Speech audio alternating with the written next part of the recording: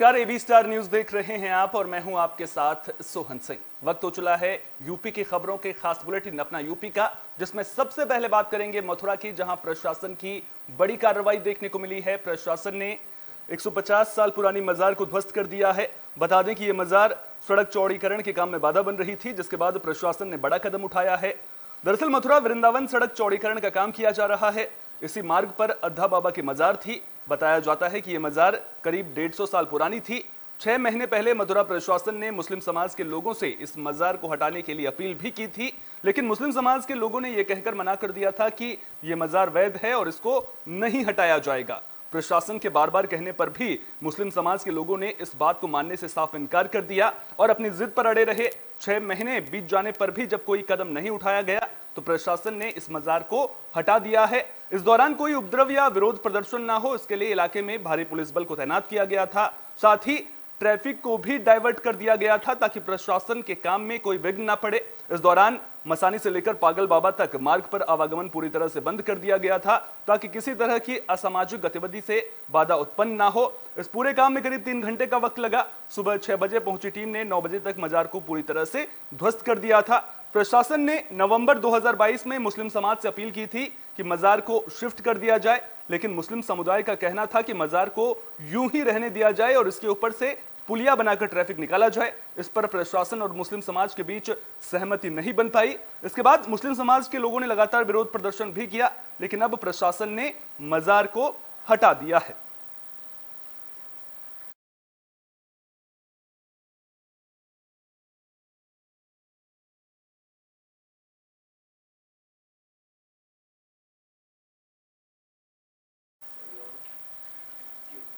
इसी खबर पर ज्यादा जानकारी के लिए मथुरा से हमारे सहयोगी अमित शर्मा हमारे साथ में जुड़ चुके हैं।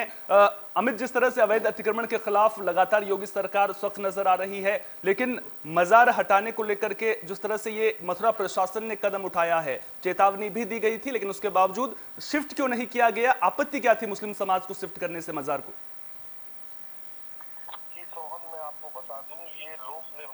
द्वारा जो है सड़क का जो सौंदर्यीकरण किया जा रहा था, 4 लेन वे मतलब ये बनाई जा रही थी। क्यों कि मथुरा वृंदावन में पूर्व के समय की अगर हम बात करें तो इतना रस नहीं था, क्योंकि अभी श्रद्धालु की बात करें, श्रद्धालु काफी दूर दराज से जो है देश विदेश से यहाँ आने लगे हैं और काफी अति उसकी ट्रैफिक की जो व्यवस्था जो है खराब हो जाती है, पुलिस उसको नहीं झेल पाती है। तो लोक निर्माण द्वारा जो है सड़क चौड़ीकरण में बाधा उत्पन्न हो रही।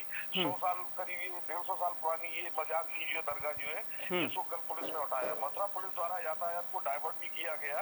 इसमें एकत्रित मतलब जो है पुलिस बल काफी मतलब जो इकट्ठा हुआ। आप फुटेज में साफ देख सकते हैं। पुलिस ने कड़ी सुरक्षा के बीच अद्दा बाबा की मजार को ध्वस्त कर दिया। इससे पहले कई बार यहाँ विरोध प्रदर्शन भी हुआ है पूर्व में। और मथुरा वृंदावन के मध्य सड़क चौड़ीकरण में बाधा उत्पन्न कर रही करीब 150 साल पुरानी अद्दा बाबा की मजार सोमवार को जिला प्रशासन ने भारी फोर्स की मौजूदगी में ध्वस्त कर दी। मजार को हटाने के लिए करीब 6 महीने पहले जिला प्रशासन ने मुस्लिम समुदाय के लोगों को, के लोगों को अपील भी की थी, नोटिस भी दिया था, जिस पर अड़े हुए मुस्लिम समाज के लोगों ने इसे वैध करार देते हुए हटाने से स्पष्ट इनकार कर दिया।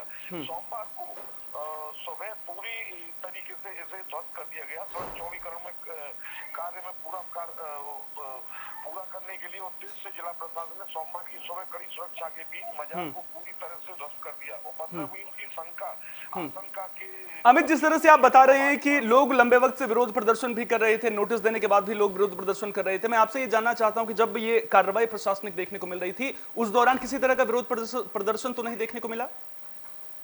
जी, मैं आपको बता दूं, पुलिस ने अपनी सक्रियता की चलते जो है, जैसा कि मैंने अभी पूर्व में आपको बताया कि मसानी चौराहे से लेकर वृंदावन पागल बाबा मंदिर तक, जहाँ 80 फुटा रोड है, वहां तक भारी पुलिस की व्यवस्था कर दी गई थी और सभी जो वाहन थे 2 व्हीलर से लेकर 4 व्हीलर तक सबको बंद कर दिया गया। वहाँ आना जाना सबकी मतलब जो है बिल्कुल एकदम से बंद कर। और वहाँ जो सेवाएं जैसे कि हम उनको कह सकते हैं, जैसे मंदिरों में सेवाएं होते हैं, केयर टेकर जो उसकी देखरेख करते थे मजार की, उन लोगों को मतलब उन्होंने उपद्रव करने की स्थिति की, वहाँ शोर शराबा किया तो पुलिस ने जो उनको उठा के करीब 3-4 घंटे के लिए थाने पे बैठा दिया और जब उनकी प्रशासन की कार्रवाई पूरी हुई तो उनको वापस छोड़ दिया गया। जी अच्छा, अब मुस्लिम समाज क्या कुछ कह रहा है इस प्रशासनिक कार्रवाई के बाद? जी, मुस्लिम हम बात करें तो ऐसा कुछ मामला सामने नहीं आया है, क्योंकि मथुरा वृंदावन के जो समुदाय के जो लोग हैं वो गंगा जमुना तहजीब की मिसाल देने वाले लोग हैं या झगड़े फसाद करने वाले ऐसे कोई लोग नहीं है। और प्रशासन की बात अगर हम करें तो प्रशासन की बात से सब सहमत भी है। मजार दरगाह को हटाने के बाद में कोई भी ऐसी स्थिति सामने नहीं आई है कि जिससे कोई वहाँ आक्रोश या कोई मतलब जो है आगे भी कोई उपद्रव होने की आशंका हो सके। जी बहुत बहुत शुक्रिया अमित, तमाम जानकारी को हम तक साझा करने के लिए। ये थे हमारे सहयोगी अमित जो पूरी खबर पर हमें जानकारी दे रहे थे। तो मथुरा में प्रशासन की बड़ी कार्रवाई देखने को मिली है, अवैध मजार को प्रशासन ने ध्वस्त कर दिया है।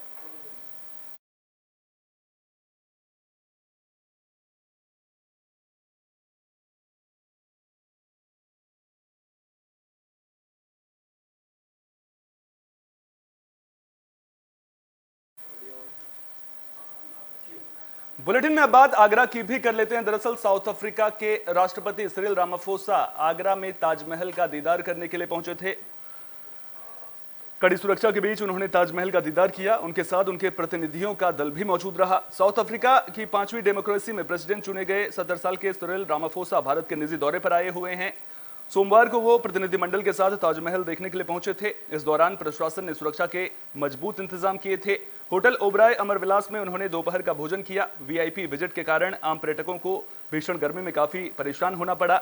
साउथ अफ्रीका के प्रेसिडेंट सिरिल रामाफोसा को ताजमहल घुमाने की जिम्मेदारी अप्रूव्ड गाइड नितिन सिंह ने संभाली। नितिन ने बताया कि प्रेसिडेंट ने ताजमहल की पच्चीकारी और उसके आर्किटेक्चर के बारे में जानकारी ली और शाहजहां और मुमताज के प्यार की कहानी के बारे में जानकारी ली। ताजमहल की इमारत के वैज्ञानिक तथ्यों के बारे में भी उन्होंने पूरी जानकारी ली और फिर ताजमहल देखने के बाद वे इसकी जमकर तारीफ करते हुए भी नजर आए। तो साउथ अफ्रीका के प्रेसिडेंट सिरिल रामाफोसा आगरा पहुंचे थे, ताजमहल का दीदार उन्होंने किया और इस दौरान ताजमहल के इतिहास को जानने में भी दिलचस्पी दिखाते हुए सिरिल रामाफोसा नजर आए।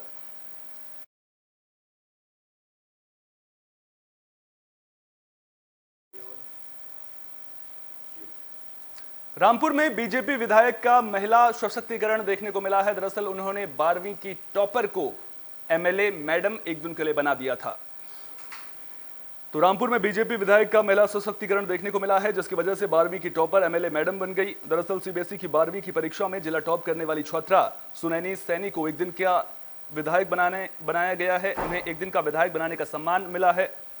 वहीं छात्रा ने भी पूरी जिम्मेदारी से विधायक का दायित्व निभाया। छात्रा ने एक दिन के लिए विधायक बनने के बाद विधायक के कार्यालय में जन समस्याएं सुनी। किसी ने राशन कार्ड न होने की समस्या रखी तो किसी ने बिजली विभाग से संबंधित समस्या को उनके सामने रखा।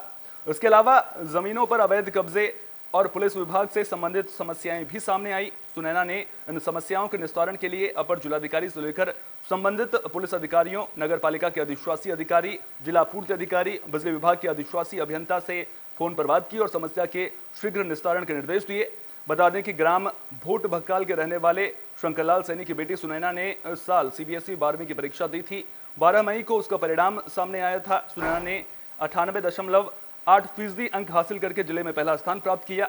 उसकी इस सफलता का इनाम इस तरह भी मिलेगा, उसने या फिर उसके परिवार ने ऐसा कभी सोचा भी नहीं था।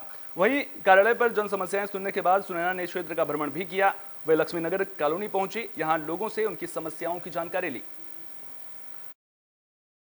देखिए, सबसे पहले तो हमें गर्व है, हमारे रामपुर की बच्ची फर्स्ट आई है। उसके माता पिता, उसके जो स्कूल में के जो प्रिंसिपल हैं, स्मार्ट इंडियन स्कूल है यहाँ पर, तो सबसे पहले तो उन लोगों को बहुत बहुत बधाई, जिसकी वजह से आज रामपुर का नाम रोशन हुआ है। और हमारी हमेशा से सोच रही है कि बच्चे अगर पढ़ाई में जिस तरीके से आगे चल रहे हैं उस तरीके से राजनीतिक क्षेत्र में भी उनको अपना एक अनुभव रहना चाहिए। उसी की कड़ी में ये शुरुआत की गई है और आज पहले दिन बहुत अच्छी शुरुआत रही। लोगों की दिक्कतों को सुना। सर, मेरा नाम सुनैना सैनी है और मैंने इसी साल अपने 12th के बोर्ड्स के एग्ज़ाम दिए थे एंड मेरा जो स्कूल का नाम है वो है स्मार्ट इंडियन मॉडल स्कूल इन रामपुर। तो आज आपको एक दिन का विधायक बनाया गया है। जी सर। क्यों बनाया गया है और क्या क्या एक्सपीरियंस आपने काउंट किया? सर, मेरा जो 12th का रिज़ल्ट है उसमें जो मेरी परसेंटेज आई थी वो थी 98.8%, जिसमें मैंने पूरे ही मुरादाबाद जोन में टॉप किया है। इसी के उपलक्ष्य में मुझे एक दिन का विधायक बनाया गया है एंड जो यहाँ के विधायक हैं श्री आकाश सक्सेना जी, उन्होंने मुझे एक दिन की विधायिका बनने का मौका दिया और यहाँ आकर मुझे काफ़ी ही अच्छा लगा। मैंने काफ़ी लोगों की परेशानियां सुनी, उनको समझा एंड काफ़ी ज़्यादा अधिकारियों से बुलेटिन में बात बुलंदशहर की, जहां कोर्ट परिसर के बाहर हत्या के आरोपी पर फायरिंग का मामला सामने आया है। आपको बता दें कि फायरिंग की वजह से हत्या का आरोपी घायल हो गया है। पुलिस ने हमलावर को गिरफ्तार कर लिया है। घायल को इलाज के लिए अस्पताल में भर्ती करा दिया गया है। बुलंदशहर कोर्ट के बाहर अचानक हुई फायरिंग के बाद अफरा तफरी मच गई थी। एसएसपी श्लोक कुमार सिंह ने बताया कि कोर्ट में तारीख पर आए क्रियावली गांव के रहने वाले सनी कोर्ट के बाहर एक मिठाई की दुकान पर बैठे थे, तभी उसी गांव के रहने वाले मोहर सिंह ने सनी पर फायरिंग कर दी, जिसमें छर्रे लगने से सनी घायल हो गया था। पुलिस ने मोहर सिंह को गिरफ्तार कर असलहा भी बरामद कर लिया है। घायल सनी को इलाज के लिए अस्पताल ले जाया गया, जहां उसकी हालत खतरे से बाहर बताई जा रही है। बताया गया कि करीब 5 महीने पहले हमलावर मोहर सिंह के बड़े भाई मलखान सिंह की हत्या कर दी गई थी। हत्या के मामले में 4 नामजदों के खिलाफ रिपोर्ट दर्ज हुई थी, जिसमें सनी का नाम भी शामिल था। सनी जमानत पर बाहर था और तारीख पर कोर्ट आया था। अपने भाई की मौत का बदला लेने के लिए मोहर सिंह ने सनी की हत्या की कोशिश की। पुलिस मोहर सिंह से पूछताछ कर रही है। ये कोर्ट परिसर के बाहर एक मिठाई की दुकान है। वहाँ पर एक व्यक्ति जो कि आज तारीख पर आया हुआ था, वो बैठा हुआ था, तभी उस पर फायरिंग हुई। जो फायरिंग करता था उसे गिरफ्तार कर लिया गया है और उसके पास से वो अवैध असला बरामद कर लिया गया है। पूछताछ में ये बात प्रकाश में आई है कि इन दोनों का विवाद चल रहा है और कुछ दिन पूर्व जो इस प्रकरण का आरोपी था जिसने की फायरिंग करी है, उसके भाई की हत्या हुई थी, जिसमें कि 4 लोग जेल गए थे। उनमें से एक व्यक्ति जमानत पर छूट कर आ गया था और उसी की आज तारीख लगी हुई थी। बुलेटिन में बात फर्रुखाबाद की, जहां बदमाश बेलगाम नजर आ रहे हैं। 3 थाना इलाकों में गोलीकांड की घटनाएं सामने आई हैं। 12 घंटे के अंदर हुई 3 गोलीकांड की घटनाओं में एक महिला समेत 3 लोगों की गोली लगने से वो घायल हो गए हैं, जिन्हें घायल अवस्था में हायर सेंटर रेफर कर दिया गया है। बता दें कि ये घटनाएं कोतवाली, कायमगंज, फतेहगढ़ और शमशाबाद में हुई हैं। बाइक ही बस एकदम जैसे तैसे घर भाग के पहुंच पाया। फिर हमें पता नहीं क्या हुआ क्या नहीं, और ये नहीं देख पाया क्या हुआ पीछे से। किसी को देखा तुम? नहीं सर, हमने देख नहीं पाया सर किसी को भी। अच्छा, कोई आदमी मालूम नहीं पड़ा कोई? जी हमने बाइक थी उनकी। अच्छा जी, कैसी बाइक थी, कहाँ थी? अरे यूपी की खबरों में फिलहाल के लिए इतना ही। देश दुनिया की तमाम अहम खबरों के लिए बने रहिए AB स्टार न्यूज के साथ। फिलहाल दीजिए इजाजत, नमस्कार।